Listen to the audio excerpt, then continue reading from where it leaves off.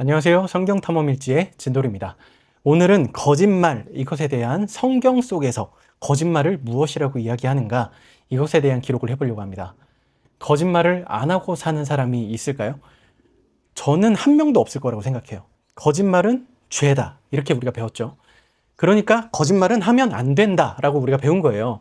어려서부터 우리가 자랄 때 속담도 많이 들었잖아요. 바늘 도둑이 소도둑 된다. 그러니까 작은 거짓말을 하다 보면 큰 거짓말도 하게 되니까 하면 안 된다.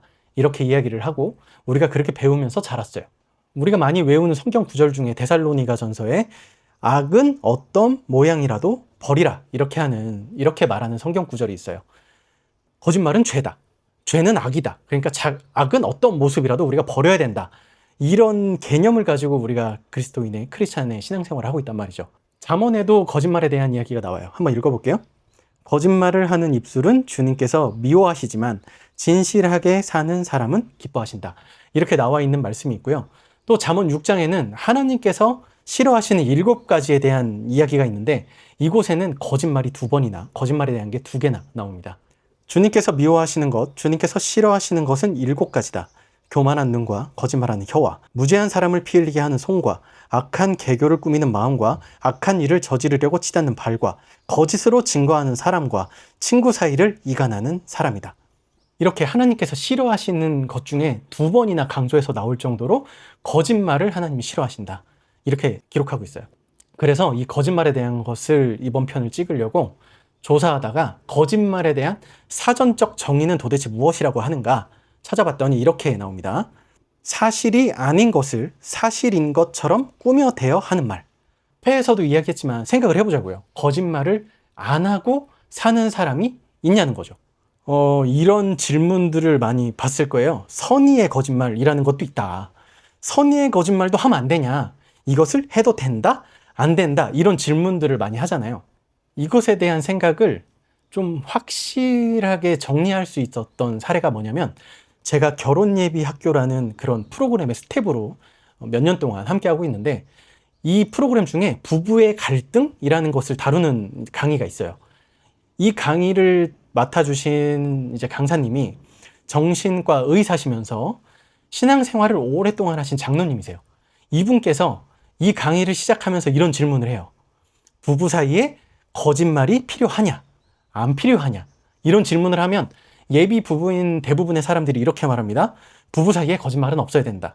거짓말을 하면 안 된다. 이렇게 이야기들을 해요. 여기서 강사님은 뭐라고 하시냐면 그렇게 하면 큰일 난다. 부부 사이에 거짓말이 가장 많아야 한다. 라고 이야기를 하고 시작을 해요. 우리 생각해봤잖아요. 앞서서도 선의의 거짓말. 이건 하면 되냐 안 되냐. 그런데 앞선 성경에서 말했듯이 작은 악이라도 멀리해야 된다. 이렇게 말하면 선의의 거짓말도 하면 안 되는 거예요. 사실. 이것도 거짓말이니까. 그런데 강사님이 거짓말을 많이 해야 부부 사이가 좋아진대. 이해가 안 됐어요. 근데 예를 들어서 하시는 말씀들을 보니까 이해가 됐어요. 이제 결혼을 했잖아요. 근데 연애할 때는 아내의 이쁜 모습, 꾸민 모습만 보다가 결혼을 했더니 아내가 민낯이에요. 그런데 민낯으로 나타나도 오늘 왜 이렇게 예뻐? 라고 이제 이 얘기를 한단 말이죠. 이거는 거짓말이잖아요. 진짜라고 말하는 사람들도 있겠지만 거짓말일 수도 있어요. 사실적 근거로 보면 거짓말일 수도 있어요. 2번째로는 조금 맛없는 반찬을 했어. 그래도 이것을 맛있다고 해줘야 되잖아요.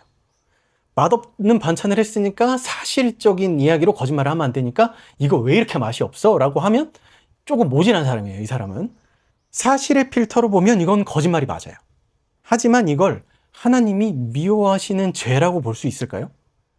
아니죠. 이건 거짓말이 아니라 사랑의 언어예요. 그리고 놀랍게도 성경을 보면 예수님조차 사실적 필터로 봤을 때 거짓말인 것 같은 그런 행동을 하신 적이 있어요. 그 요한복음에 보면 초막절이 다가왔어요. 그래서 제자들과 형제들을 예루살렘에 이제 먼저 가라. 나는 나중에 가겠다. 이렇게 말씀하신 데가 있어요. 한번 읽어볼게요. 너희는 명절을 지키러 올라가거라. 나는 아직 내 때가 차지 않았으므로 이번 명절에는 올라가지 않겠다. 이렇게 그들에게 말씀하시고 예수께서는 갈릴리에 그냥 머물러 계셨다. 그런데 이 뒤를 읽어보면 예수님께서 어떻게 하셨냐면 그러나 예수의 형제들이 명절을 지키러 올라간 뒤에 예수께서도 아무도 모르게 올라가셨다. 가지 않겠다고 하셔놓고 나중에 아무도 모르게 올라가셨어요. 글자 그대로 보면 사실적 필터로 보면 이거는 거짓말이죠. 하지만 그 맥락과 상황을 우리가 이해하면 예수님이 왜 이렇게 하셨는지 그 사랑의 언어를 이해하게 된다는 거죠. 당시 예수님이 이 지방에서 이제 많은 일들을 하셨잖아요. 그러다 보니까 바리새인, 서기관, 제사장들이 예수님을 싫어했어요. 더군다나 예수님은 유대인이죠. 초막절, 명절이 되면 예루살렘에 유대인들은 다 가게 돼 있어요. 그런데 예수님이 제자들과 함께 어울려서 가면 눈에 더 띄겠죠. 그 예루살렘 성전에 도착했을 때 이 바리새인, 서기관, 제사장들이 무언가 일을 꾸며서 제자들을 해하거나 예수님을 잡아가거나 할 수 있어요. 그런데 예수님 말씀하신 대로 아직 때가 되지 않았어요. 더군다나 제자들을 때가 되지 않았는데 위험에 빠뜨릴 수도 없는 거예요. 하나님의 계획, 인류를 구원하시겠다는 그 하나님의 원대한 사랑의 계획에는 때가 있어요. 나귀를 타고 예루살렘에 입성하시는 예수님을 모두가 호산나 호산나 외치면서 기뻐하는 그때에 입성을 하셔야 된단 말이에요. 이렇게 보면 제자들을 위하고 인류를 구원하시려는 하나님의 계획을 향한 사랑의 선택이었다라고 볼 수 있어요. 그럼 이건 거짓말이 아닌 거죠. 앞서서 얘기했듯이 아내를 사랑해서 하는 말, 제자들을 사랑해서 하시는 그 말들, 이것을 사실의 필터로 볼 게 아니라 사랑의 필터로 보면 이것은 진실이 되는 거죠. 그럼 이런 상황을 놓고 우리가 이제 생각을 해보면 성경에서 이토록 경고하고 있는 거짓말, 그것에 대한 정의를 우리가 이제 올바르게 세워야 되잖아요. 이렇게 되는 거예요. 성경이 말하는 거짓말은 나를 위해서, 나의 탐욕을 위해서, 내 죄를 숨기거나 누군가를 해하기 위해서 하는 말들, 그거는 다 거짓말이라는 거예요. 앞서서 이야기했던 하나님이 싫어하시는 7가지 다시 한번 읽어볼게요.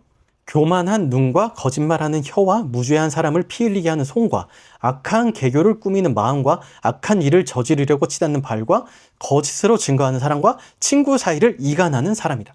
보셨죠? 이 모든 말의 방향은 사랑에 반대되는 행동, 사랑하는 것을 거꾸로 하는 행동들에 대한 이야기예요. 10계명의 9번째에는 이렇게 나와요. 내 이웃에 대하여 거짓 증거하지 마라. 거짓말하지 마라가 아니고 내 이웃에 대하여 거짓 증거를 하지 마라. 이렇게 말한단 말이죠. 내 이웃에 대해서 거짓 증거를 하는 경우가 뭐겠어요? 나의 탐욕, 나를 위해서 또는 저 사람을 해하기 위해서 하는 말들밖에 없다는 거죠. 에베소서에서는 이것을 이렇게 말하고 있습니다. 오직 사랑 안에서 참된 것을 하라. 오직 사랑 안에서 해라. 이렇게 말하고 있다는 거죠. 복음서에는 예수님하고 바리새인 사이에 수많은 이제 이야기들이 있어요. 대부분 바리새인들이 하는 말, 이것은 율법을 지키는 얘기들이고 예수님이 하는 말, 그것은 너희들이 율법을 잘못 이해하고 있다는 이야기예요. 바리새인들은 율법을 사실적인 해석으로만 보려고 했어요. 더군다나 사실적 해석에 자기의 욕심을 더 넣어서 해석하려고 했던 거죠. 예수님께서는 그런데 이것을 잘못됐다고 하시는 말씀들을 하는 거예요. 그러면 예수님이 율법을 없애러 오셨냐? 그건 아니라는 거죠. 지난번에도 얘기했고 예수님은 율법을 완성하러 오셨다고 했어요. 이 부분을 한번 살펴볼게요.